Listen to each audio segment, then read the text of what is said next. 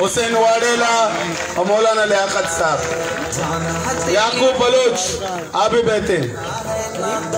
یعقوب جسکی. کہنا جھکنا ہے نہ بکنا ہے. آؤ نکلو شیر جوانوں کرنا ہے. نکلیں گے اب حق کی خاطر اپنا ہے. سن لو اعلان.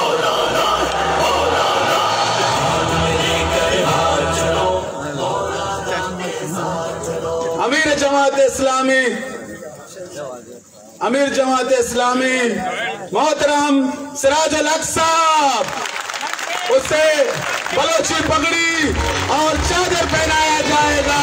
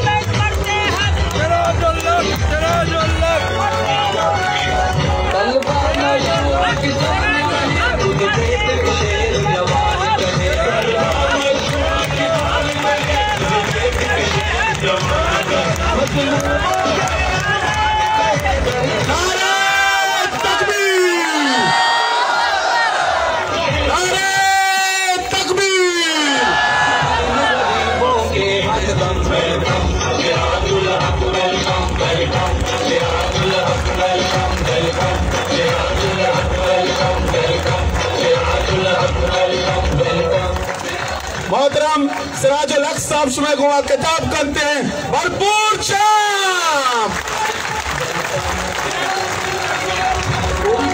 تیری تقریر ملی جذبوں میں ہمیں تعمیر ملی. تیری تقریر ملی جذبوں میں ہمیں تعمیر ملی. افکار ملے تقریر ملی باتوں میں جب تاثیر ملی. افکار ملے تقریر ملی باتوں میں جب تاثیر ملی. ہاتھوں میں صداقت کا.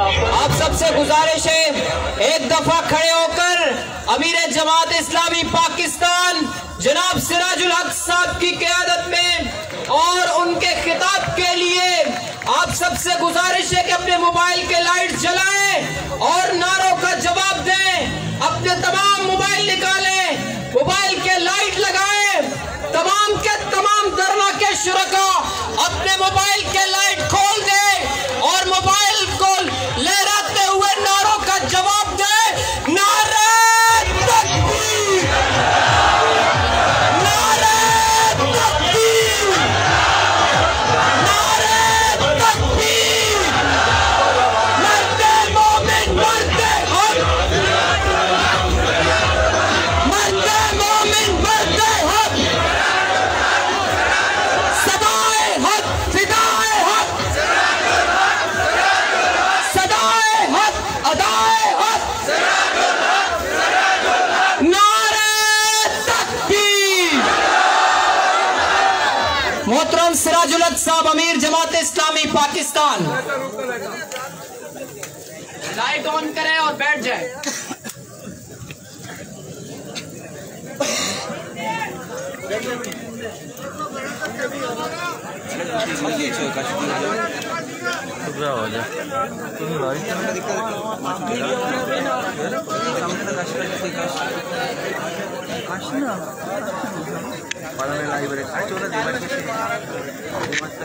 الحمد لله رب العالمين والعاقبة للمتقين والصلاة والسلام على رسوله محمد وآله وأصحابه أجمعين. أما بعد فأعوذ بالله من الشيطان الرجيم. بسم الله الرحمن الرحيم. إن الله لا يغير ما بقوم حتى يغير ما بأنفسهم. صدق اللہ العظیم. برادر محترم جناب حضرت مولانا ہدایت الرحمان صاحب، جناب مولانا لیاقت بلوچ صاحب، جناب سعید بلوچ صاحب، جے یوتھ پاکستان کے صدر جناب زبیر گوندل صاحب، جناب یوسف خٹک صاحب اور اس عظیم شان درمے میں شامل میرے انتہائی غیور اور بہادر پرعزم پرجوش گوادر تربت پنچگور اور مکران ڈویژن کے میرے بہت ہی قابل احترام ساتھیوں، السلام علیکم ورحمۃ اللہ وبرکاتہ۔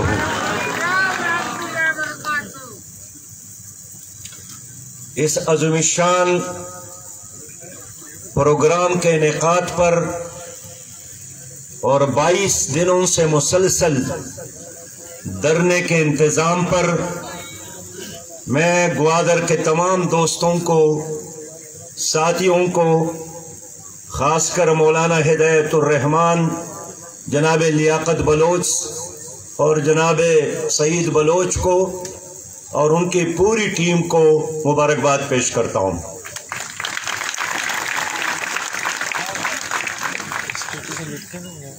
سب سے پہلے میں یہ بات کرنا چاہتا ہوں کہ کل جب میں نے اعلان کیا کہ میں گوادر جا رہا ہوں تو ہندوستان کی میڈیا نے شور مچایا اور پروپیگنڈا کیا کہ امیر جماعت اسلامی گوادر جا رہا ہے اور گوادر کے لوگ سی پیک منصوبے کے خلاف ہے۔ میں ہندوستان کو پیغام دینا چاہتا ہوں کہ ہمارے اندرونی مقامی اور ملکی سیاسی اختلافات، نظریاتی اختلافات، ایشوز پر مختلف رائے اپنی جگہ پر، لیکن پاکستان کی قوم اللہ اور رسول کے بعد جس چیز پر یکسو اور ایک ہے اور وہ یہ کہ ہندوستان ہمارا دشمن نمبر 1 ہے۔ ہندوستان ایک استعماری سامراجی اور کشمیریوں کا قاتل اور خود ہندوستان کے اندر کروڑوں مسلمانوں کی حقوق کا ایک غاصب ملک ہے۔ وہ اگر اس علاقے کا پولیس مین بننا چاہتا ہے تو اس ریجن کے پاکستان کے عوام اور اس ریجن کے تمام ممالک کسی بھی صورت میں ہندوستان کے سپریمیسی کو قبول کرنے کے لیے تیار نہیں ہے۔ میرے بھائیوں، 22 دنوں سے آپ لوگوں کا یہ دھرنا جاری ہے اور مولانا ہدایت الرحمان صاحب جو جماعت اسلامی کے قیادت میں ایک بہت اہم شخصیت ہے، اس دھرنے سے قبل بھی انہوں نے ہمیشہ بلوچستان کے مسائل پر بات کی ہے۔ صوبائی شورا ہو، مرکزی شورا ہو، اسلام آباد میں، لاہور میں، پشاور میں، کراچی میں، جہاں بھی ہمارا کوئی جلسہ ہوتا ہے، ہدایت الرحمان صاحب نے بلوچستان کے مسائل پر بات کی ہے اور آپ کی ترجمانی کی ہے۔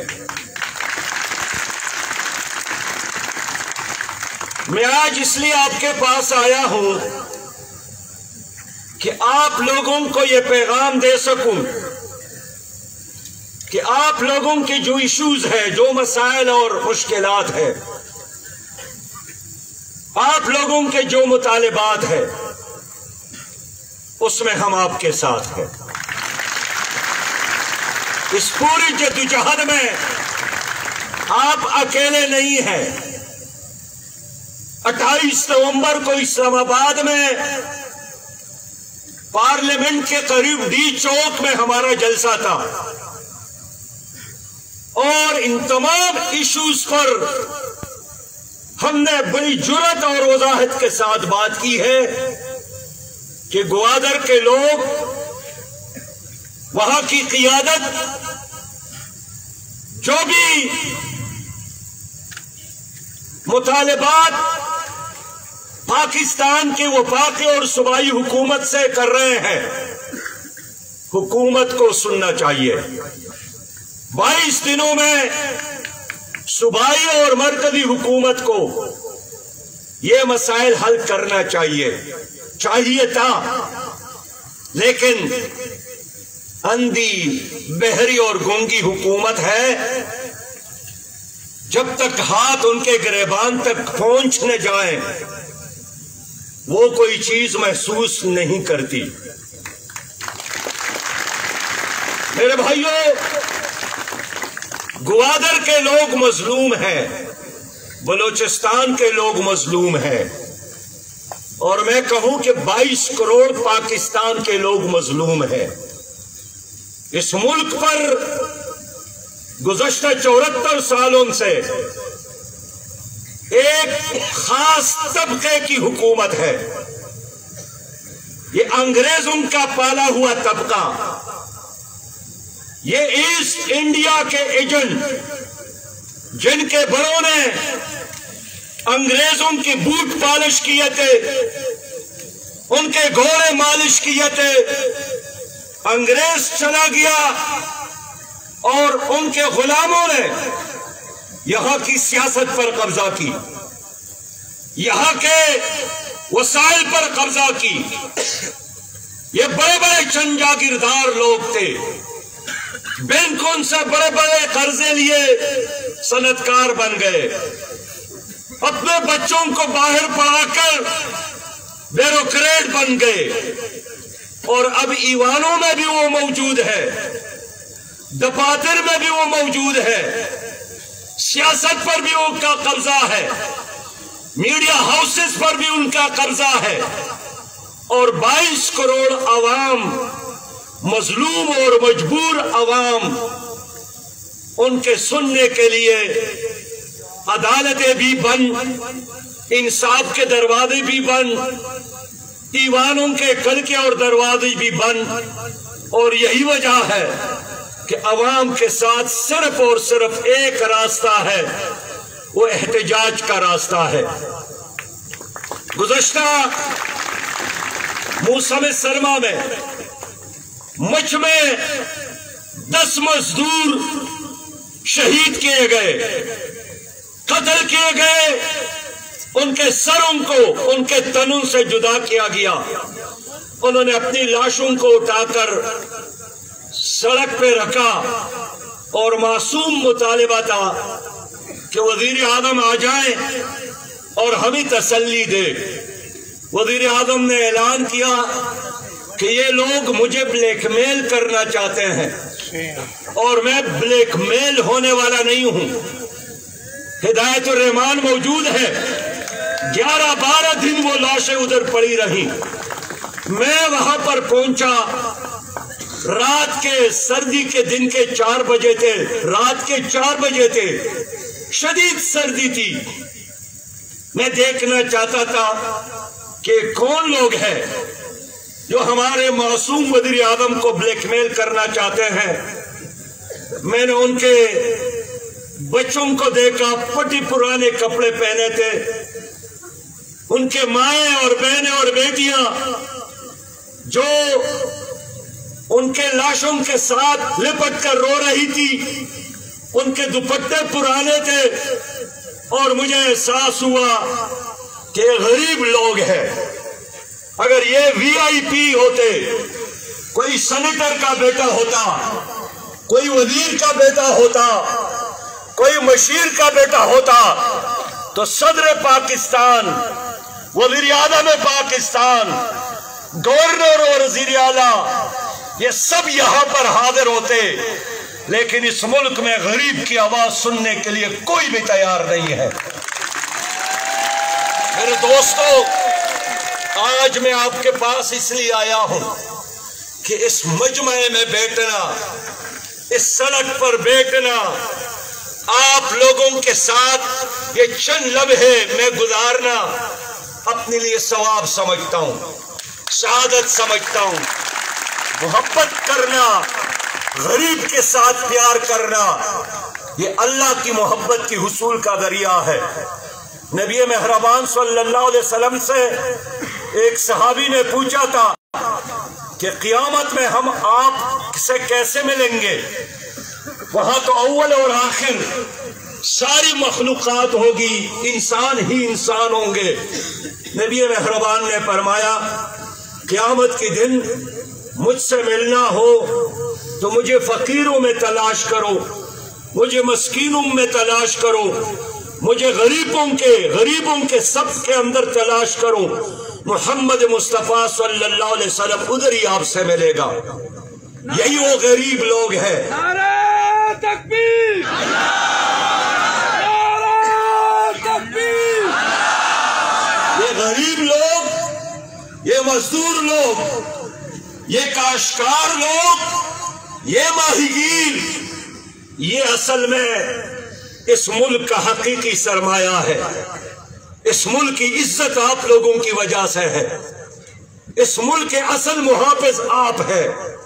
اقبال نے فرمایا تھا کہ جا کے ہوتے ہیں مساجد میں صف آرات و غریب، زحمت روزہ جو کرتے ہیں گوارات و غریب، عمرا نشہ دولت میں ہے غافل ہم سے، زندہ ہے ملت بیضا غربا کی دم سے۔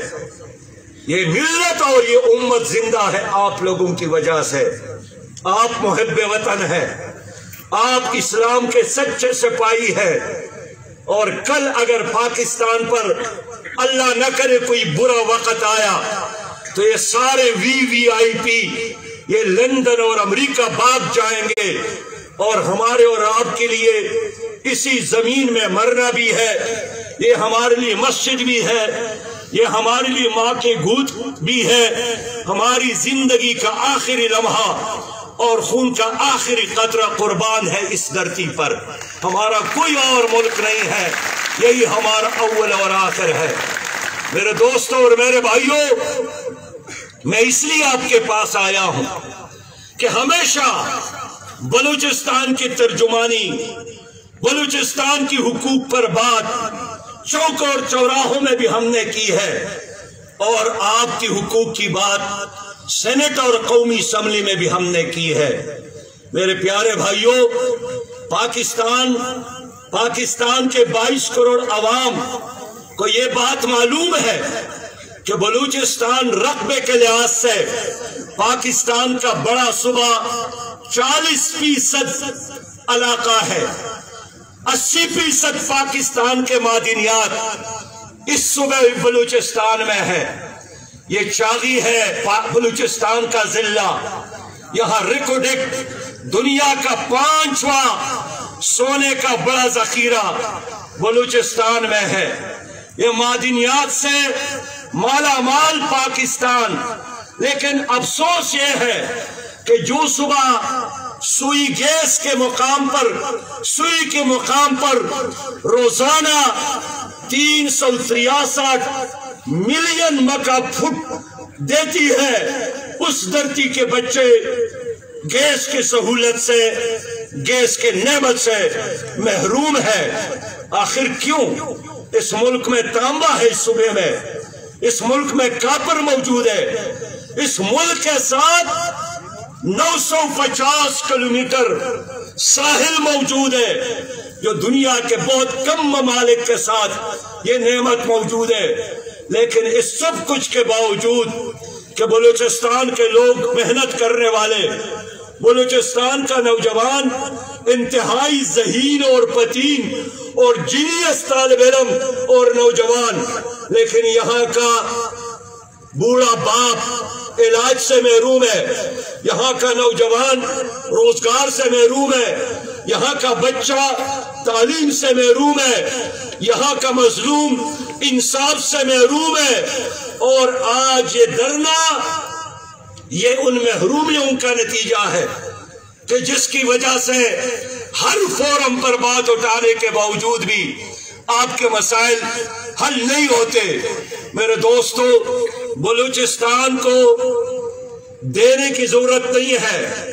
بلوچستان کو اللہ تعالیٰ نے اپنے وسائل سے اتنا مالا مال پیدا کیا ہے کہ تمہارے پاؤں کے نیچے سونا موجود ہے، تمہارے زمین کے اندر اللہ کے پوشیدہ خزانے موجود ہیں، لیکن مس مینجمنٹ، کرپٹ قیادت کی وجہ سے وہ وسائل کے کوئی حمالیہ موجود ہے، اس کے باوجود بھی یہاں کے لوگ بھوکے اور پیاسے اور غربت کے شکار ہیں۔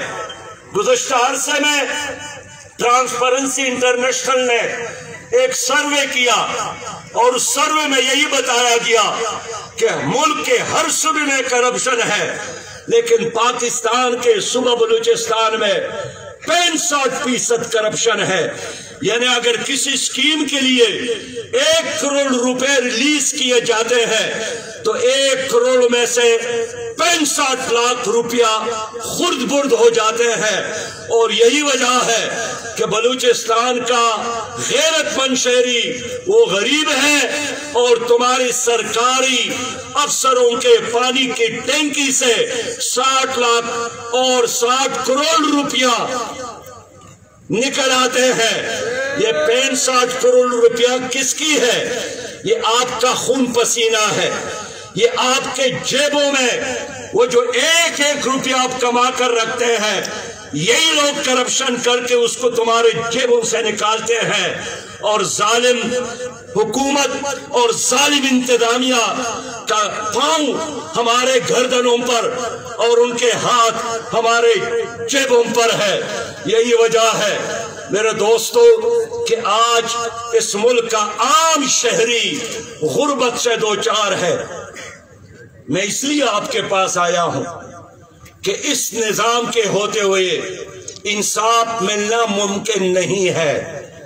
اس ملک میں 35 سال جرنیلوں نے حکومت کی، بڑے اچھے نعروں کے ساتھ۔ اس ملک پر بقیہ سارا عرصہ جرنیلوں کے رہنمائی میں، ان کے پشپناہی میں، ان کے گملوں میں جو پودے بڑھائے گئے، پرورش کی گئی، ان سیاسی لیڈروں نے حکومت کی، لیکن نعرے تو دیے، وعدے تو دیے، غریب کا مسئلہ حل نہیں ہوا، مزدور کا مسئلہ حل نہیں ہوا، کاشتکار کا مسئلہ حل نہیں ہوا، عام انسان کا مسئلہ حل نہیں ہوا، انصاف نہیں ملا، تعلیم نہیں، علاج نہیں۔ میرے دوستو، اس لیے کہ یہ نظام، یہ اندھیر نگری اور چوپٹ راج کا نظام ہے۔ یہ جاگیرداروں کے لیے تو اچھا ہے، یہ کرب سرمایہ داروں کے لیے اچھا ہے، یہ لینڈ مافیا، ڈرگ مافیا، آٹا مافیا، پیٹرول مافیا، چینی مافیا کے لیے اچھا ہے، لیکن اس نظام میں غریب پاکستانی کے لیے سانس لینا آپ ناممکن بنایا گیا ہے۔ اس لیے میں یہی آیا ہوں کہ اس نظام کو بدلنا ہوگا، آپ کو عزت ملے گی، آپ کو حقوق ملیں گے، لیکن کون سا نظام؟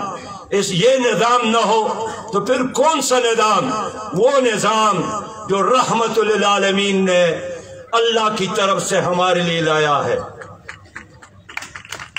اس میں رحمت ہے، اس میں برکت ہے۔ دیکھیے، مدینہ کی اسلامی ریاست کی بات یہ حکومت تو کرتی ہے، لیکن میں ایک جھلک دکھاتا ہوں۔ حضرت عمر رضی اللہ تعالیٰ عنہ کے بیٹے عبد الرحمن کو مصر کے گورنر نے نشہ میں پکڑ کر گھر لا کر سزا دی، کوڑے لگائے۔ عمر ابن خطاب رضی اللہ تعالیٰ عنہ کو معلوم ہوا، انہوں نے گورنر کو خط لکھا کہ آپ نے بڑا ظلم کیا۔ کیا ظلم کیا؟ میرے بیٹے کو پکڑ کر گھر کے اندر 4 دیواری میں کوڑے لگائے گئے، جبکہ عام آدمی کو آپ چوک اور چوراہوں میں کوڑے لگاتے ہیں۔ یہ ظلم ہوا، اور وصیت کی، نصیحت کی کہ میرے بیٹے کو گدے پر بٹھا کر، موٹے کپڑے پہنا کر مدینہ بھیجو۔ اور جب وہ مدینہ پہنچایا گیا، حضرت عمر ابن خطاب نے پھر ان کو کوڑے لگائے اور یہ پیغام دیا کہ مدینہ کی اسلامی ریاست میں ایک خلیفہ کا بیٹا اور ایک مزدور کے بیٹے میں کوئی فرق نہیں ہوگا۔ آج آپ کے ملک میں، اس دنیا میں، آپ کے پاکستان میں غریبوں کے لیے علیحدہ بستیاں اور مالداروں کے لیے علیحدہ بستیاں، ان کے تعلیمی ادارے الگ ہو گئے، ان کے ہسپیٹل الگ ہو گئے، ان کے لیے VIP انتظام ہر جگہ، اور غریب کے لیے کوئی جگہ نہیں ہے۔ میں اس لیے کہنا چاہتا ہوں کہ میرے اور آپ کے مسئلے کا حل اس ملک میں اور پاکستان میں ایک انقلاب، اور وہ انقلاب محمد مصطفیٰ صلی اللہ علیہ وسلم کا انقلاب۔ 74 سالوں میں ایک دن کے لیے اسلامی نظام نہیں آیا، اور اسلامی نظام نہیں ہے ملک ٹوٹ گیا، اسلامی نظام نہیں ہے ہم ورلڈ بینک اور IMF کے غلام ہو گئے، اسلامی نظام نہیں ہے ہم ایک قوم نہیں بن سکے۔ اس لیے ایک مومن اور مسلمان کے حیثیت سے میں آج یہی اپیل کرنے آیا ہوں کہ اگر آپ چاہتے ہیں کہ آئندہ نسلوں کے لیے خوبصورت پاکستان، ایک پرامن پاکستان، ایک ترقی یافتہ پاکستان ہم چھوڑے، ایک ہی راستہ ہے کہ اس ملک میں اسلامی انقلاب کے لیے ہم جدوجہد کریں۔ میرے پیارے بھائیوں، میرے دوستوں، میں آپ کے مسائل پر بھی بات کروں کہ تمہارا سب سے بڑا مسئلہ کیا ہے۔ یہاں پر گوادر ہے اور مسلم لیگ کی حکومت، PTI کی حکومت، پیپل پارٹی کی حکومت، تمام نے یہ اعلان کیا کہ گوادر پاکستان کے لیے ترقی کے لیے گیٹ وے ہے، ترقی کی چابی ہے گوادر۔ ہمیں بھی بہت امید یہی تھا کہ اب یہ تمام حکومتیں مل کر سب سے پہلے گوادر کے عوام کو ترقی دیں گے، اس لیے کہ ترقی سڑکوں کا نام نہیں ہے، ترقی بلند اور بالا بلڈنگز کا نام نہیں ہے، ترقی انسان کی خوشحالی کا نام ہے، ترقی انسان کی سکون اور سرور کا نام ہے، اور ترقی نام یہی ہے کہ انسان کو عزت دی جائے۔ لیکن وہ معلوم ہوا کہ باہر سے ہاتھی نما گاڑیوں میں لوگ بیٹھ کر ادھر تو آئے، لیکن یہاں کا اپنا ماہی گیر فٹ پاتھ پر بھیک مانگنے پر مجبور کیا گیا، اس لیے کہ ان کے ساتھ جو جائز روزگار تھا وہ روزگار بھی ان سے چھین لی گئی۔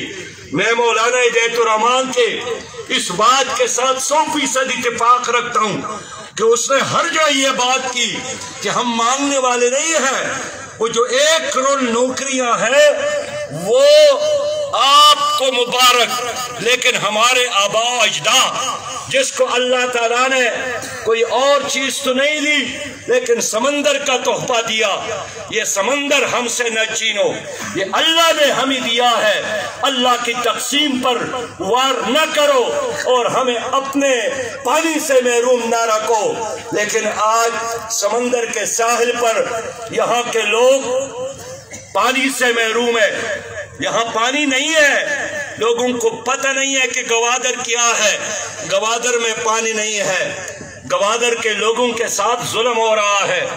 ابھی میں ایک آدمی کے گھر گیا تعزیت کے لیے، مجھے بہت افسوس ہوا کہ 9 بہنوں کا ایک بھائی تھا اور وہ ایک حملے میں شہید ہوا، 9 بہنیں رہ گئی، 9 بہنیں رہ گئی، اور باپ کیسا ہے، ایک ہی گھر میں 1-2 کمروں میں رہتا ہے۔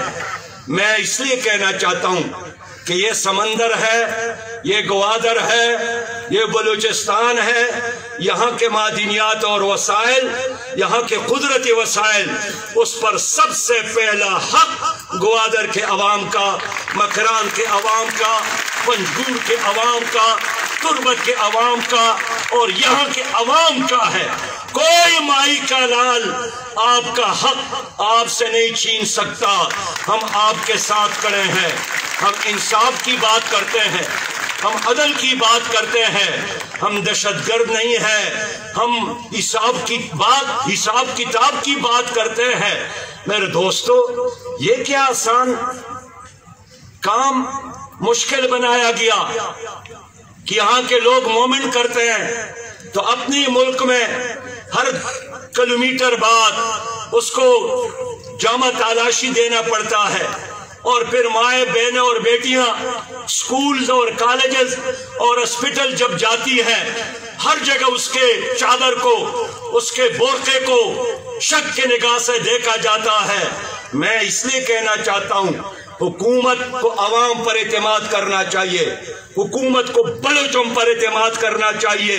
اس دھرتی کے محافظ آپ نہیں ہیں، اس دھرتی کے محافظ یہ عوام ہے، اور خدا کی قسم کتنی بھی بڑی اور مضبوط فوج ہو، عوام ساتھ نہ ہو کامیاب نہیں ہو سکتی۔ ایک بڑی فوج کو ہم نے دیکھا، رشیا کا فوج، دنیا کا ایک ایسا فوج جس نے ہنگری، پولینڈ اور چیکوسلواکیہ پر قبضہ کیا تھا، لیکن جب افغانستان وہ فوج آئی، عوام نے ساتھ نہیں دیا، وہ کامیاب نہیں ہو سکے۔ نیٹو دنیا کی بہت بڑی جنگی مشین افغانستان میں شکست سے دوچار ہوئی، اس لیے کہ عوام ساتھ نہیں تھے۔ ہماری اپنی فوج بنگلہ دیش میں موجود تھی، لیکن جب عوام ساتھ نہیں تھے تو ان کا اسلحہ، ان کا ٹینک، ان کا جہاد ان کے کام نہیں آیا، اور ان کو وہاں سے آنا پڑا۔ اس لیے میں سیکورٹی کے نام پر لوگوں کی بے عزتی اور تذلیل یہ برداشت ہم نہیں کر سکتے ہیں۔ اس ملک کی حفاظت کے لیے یہ نوجوان کافی ہے۔ آپ سرحدوں پہ اپنا کام کریں، یہ لوگ کریں گے انشاءاللہ، اسکول کی حفاظت کریں گے، ہاسپٹل کی حفاظت کریں گے، بازاروں کی حفاظت کریں گے۔ اور مجھے یاد ہے کہ یہاں ایک عرصہ قبل ایک تاندار صاحب کی تبدیلی یہاں ہوئی تھی، تو جب وہ یہاں آئے گوادر کے بازار میں، دکاندار نے آٹے کے بوریاں اور گھی کے ڈبے باہر رکھے، تو تاندار نے دکاندار سے کہا کہ اس آٹے کو اور گھی کے ڈبوں کا اندر رکھے، یہاں کوئی چوری نہ کرے۔ اس دکاندار نے کہا یہ گوادر ہے، یہاں چوری نہیں ہوتی اگر آپ نے آغاز نہیں کیا۔ میں اس سے کہنا چاہتا ہوں کہ یہاں کے لوگ امن لوگ ہیں، دیانتدار لوگ ہیں، یہ جتنی بھی بیماریاں ہیں، یہ بیماریاں آپ لوگوں نے باہر سے یہاں پر لا کر یہ وائرس یہاں عام کیا، ورنہ یہاں کے لوگ تو اپنی دکانوں کو بھی بند نہیں کرتے تھے، سامان باہر رکھتے تھے۔ میں اس لیے کہنا چاہتا ہوں کہ حکومت پاکستان کو چاہیے کہ چیک پوسٹوں کا یہ نظام ختم کرے۔ ہدایت الرحمان نے مجھے بتایا کہ ہمارا بہت بڑا مسئلہ یہی ہے کہ باہر سے یہ بڑے بڑے ٹرالر آتے ہیں اور ایسے جال سال لاتے ہیں کہ جو مچھلیوں کے انڈوں سمیت ان کے چھوٹے چھوٹے نسلوں کو بھی تباہ کرتے ہیں، اور جنگلی حیات کے لیے یہ زہر قاتل ہیں۔ اب انصاف کی بات کرتے ہیں، یہ نہیں کہتے ہیں کہ باہر کا آدمی آ کر یہاں کاروبار نہ کرے، یہ نہیں کہتے ہیں کہ باہر کا آدمی آ کر ہمارے سمندر میں کاروبار نہ کرے، لیکن مطالبہ یہی ہے کہ اس جال کو جو تبدیل کرے، اور سب سے پہلے یہاں کے لوگوں کو، یہاں جو بھی آدمی کماتا ہے، یہاں کے لوگوں کو اس میں حصہ دار بنایا جائے۔ میرے بھائیوں، دیکھیے سعودی عرب نے کیا، امارات نے کیا، قطر اور دبئی نے اپنے عوام کے خوشحالی کے لیے کیا۔ جو بھی آدمی باہر سے ادھر جاتا ہے اس کو وہاں ایک کفیل دیا جاتا ہے، اور جو آدمی وہ کماتا ہے اس میں ایک حصہ مقامی باشندے کو وہ دینے پر مجبور کیا ہے حکومت نے. میں اس لیے کہنا چاہتا ہوں کہ اگر باہر کے لوگ یہاں آ کر کروڑ ہاک کماتے ہیں اور یہاں کے اپنے بچے بھوکے سوتے ہیں تو یہ ظلم ہے, یہ جبر ہے. ہم اس ظلم اور جبر کو کبھی بھی برداشت نہیں کر سکتے. میں آپ کے اس مطالبے کے حق میں ہوں کہ یہاں جتنی بھی کمپنیاں ہیں, اس میں جتنی بھی ویکنسیاں ہیں, ان ملازمتوں پر سب سے پہلا حق وہ یہاں کے مقامی لوگوں کا ہے. یہ تو آئین بھی کہتا ہے کہ اگر مقامی ایک باصلاحیت نوجوان موجود ہے, آپ کیسے باہر سے آدمی آ کر وہاں ملازمت دیتے ہیں اور مقامی لوگوں کو اہمیت نہیں دیتے. اس لیے یہ پاگل پن کا مظاہرہ نہیں ہے, یہ انصاف کی بات ہے کہ یہاں جتنے کمپنیاں ہیں اس کو سب سے پہلے مقامی لوگوں کو روزگار دینا چاہیے, ملازمتیں دینا چاہیے. میرے پیارے بھائیوں, میرے دوستوں, میں کہنا چاہتا ہوں کہ جناب ہدایت الرحمان نے مطالبہ کیا ہے کہ ہمیں تعلیم دو. تعلیم دینا ریاست کا فرض ہے.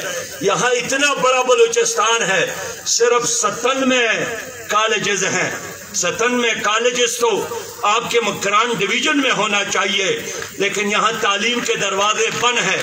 یہ میں شاباش دیتا ہوں اسلامی جمعیت طلبہ کو کہ انہوں نے ہر سال بلوچستان کے مختلف علاقوں سے بچوں کو اٹھا کر ان کے لیے کوئٹہ میں ایک ہاسٹل بنایا ہے, وہاں ٹیوشن سنٹر کا اہتمام کرتی ہے, وہاں غریب بلوچ بچوں کو پڑھانے کا انتظام کرتی ہے. اور الحمدللہ ان ہاسٹلوں میں جن بچوں نے پڑھا ہے وہ آج انجینئر بن گئے, ڈاکٹر بن گئے, پروفیسر بن گئے. میں ویسے قوم پرستوں سے بھی بات کروں کہ آپ لوگوں کو بڑی محبت ہے, مبارک ہو آپ کی محبت, لیکن کوئی بتا سکتے ہیں کہ ایک بچے کو آپ لوگوں نے پڑھایا ہے, ایک بچے کے لیے کبھی ٹیوشن سنٹر کا اور کبھی ٹیوٹر کا اہتمام کیا ہے, کبھی ایک ہینڈ پمپ بھی اپنی قوم اور قبیلے کے لوگوں کے لیے لگایا ہے, کبھی ایک ہاسپٹل بھی بنایا ہے. میرے دوستو, کوکلے نعرے, مصنوعی نعرے لگاتے ہیں, لیکن یہاں میری تحریک نے, اسلامی جمعیت طلبہ نے بچوں کو پڑھانے کا انتظام کیا. ہدایت بتائیں گے کہ آپ کے اس غریب صوبے کے کتنے بچوں کو جماعت اسلامی پڑھنے کے لیے اسکالرشپ دیتی ہے؟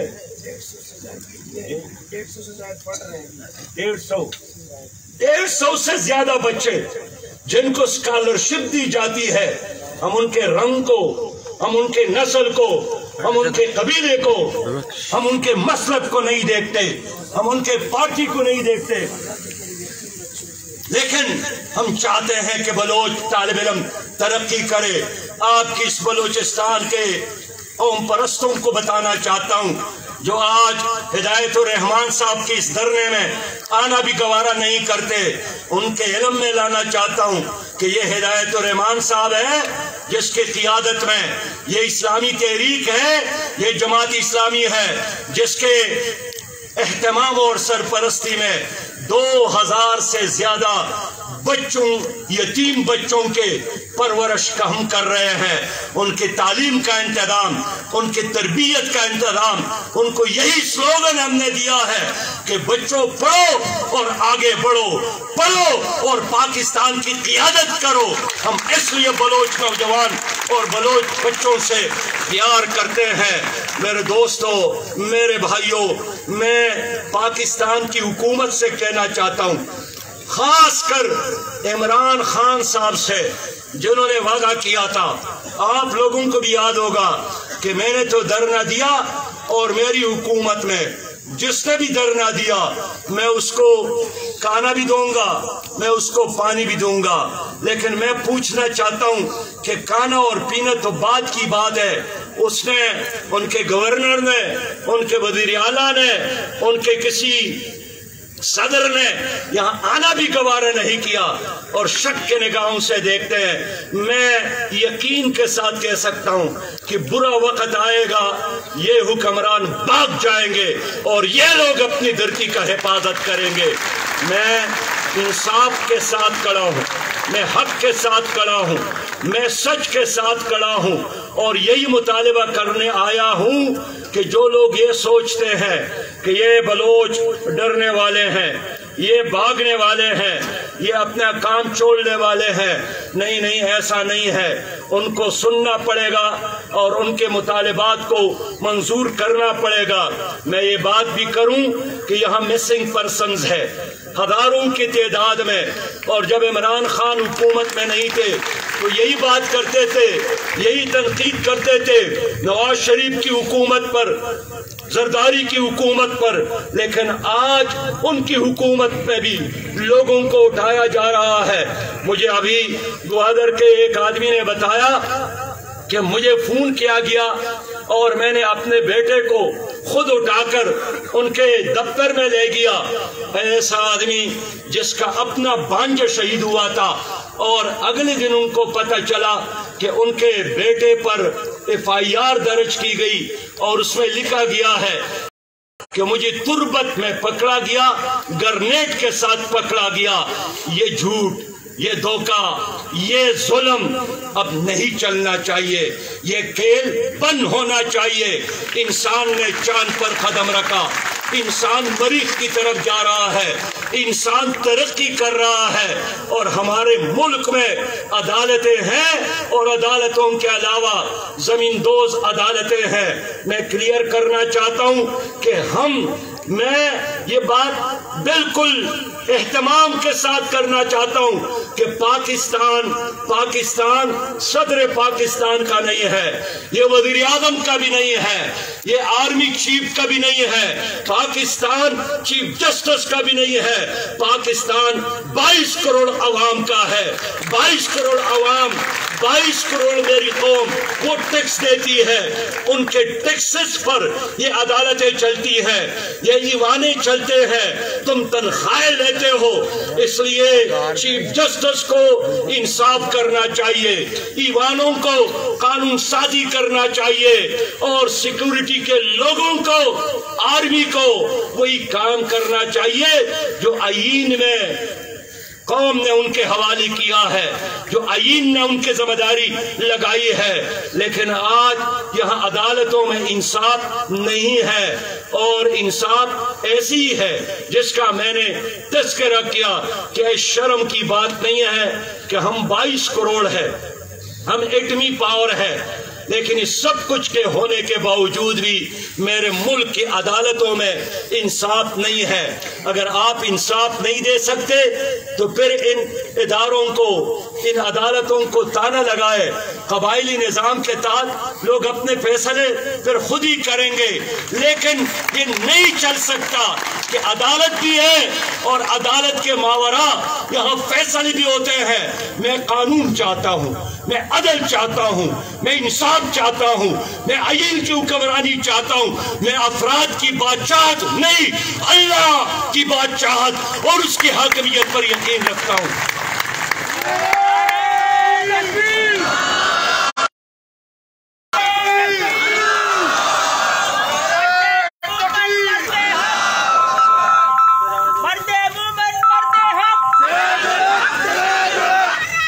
میرے بھائیوں،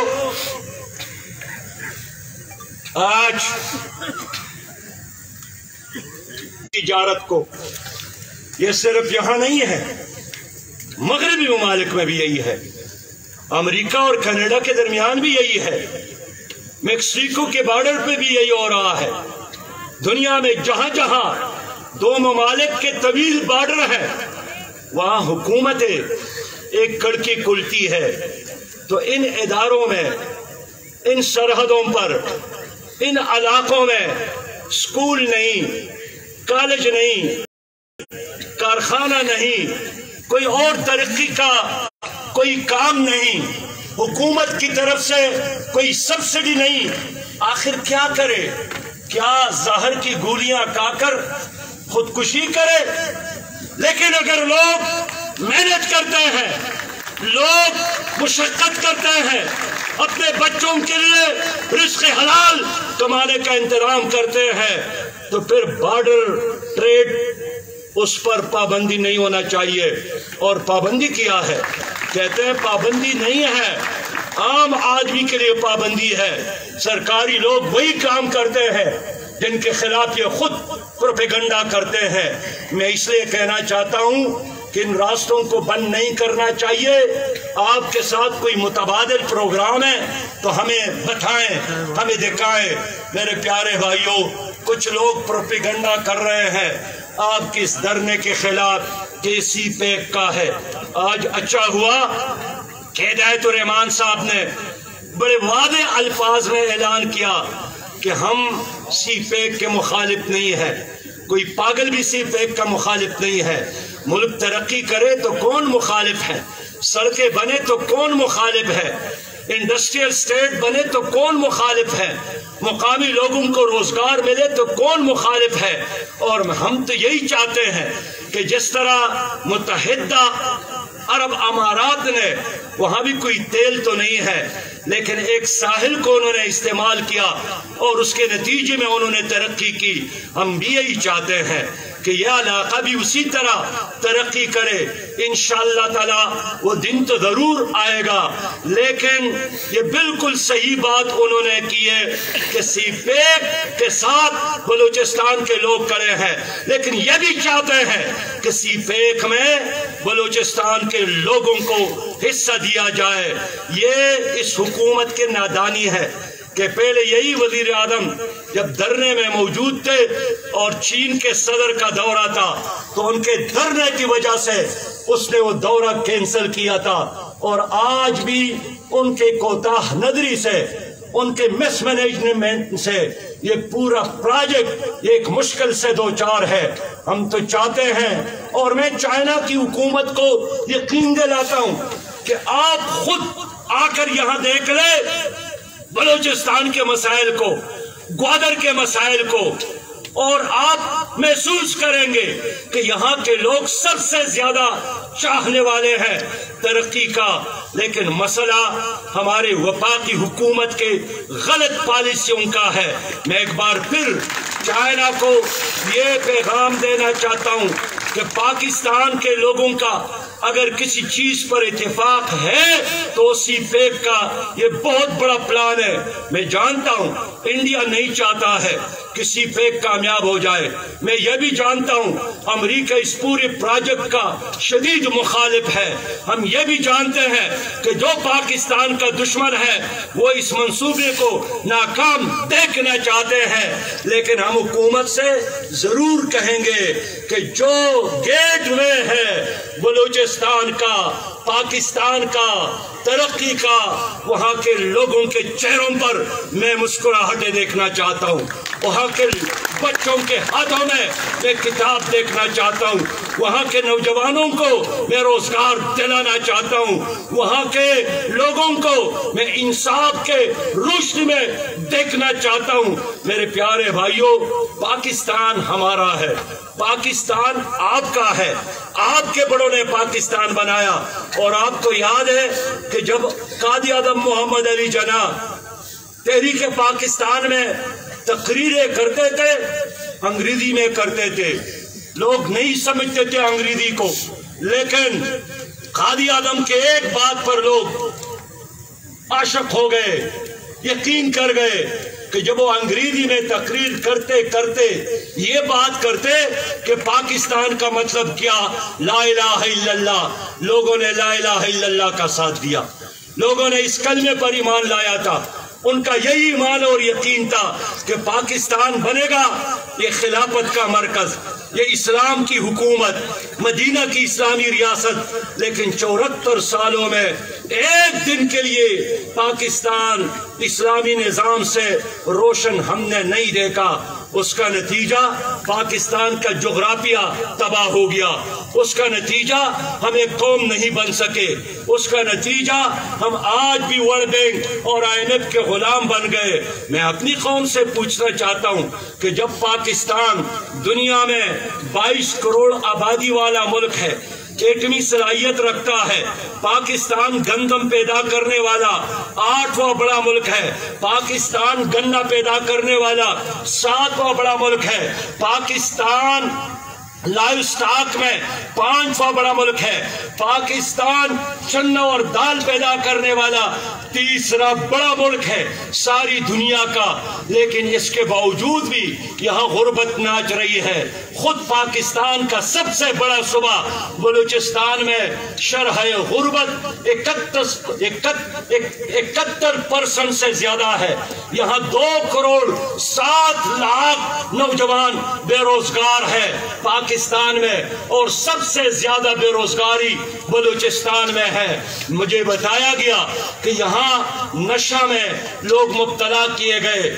हिदायतुर रहमान का कितना मासूम मुतालबा है कि शराब खाने बंद होना चाहिए। उनका मुतालबा है कि मुंशियात फरोशों को जेल में डाला जाए, उनको सजा दी जाए, इसलिए कि खुद वज़ीर आज़म ने ऐलान किया है कि पाकिस्तान में 70 लाख से ज्यादा लोग नौजवान ये नशा के आदी हो गए। 70 लाख से ज्यादा, उसमें 10 लाख से ज्यादा नौजवान बलूचिस्तान के हैं। तो यही तो हमारा मुस्तकबिल है जिसको नशे के दलदल में धकेला गया।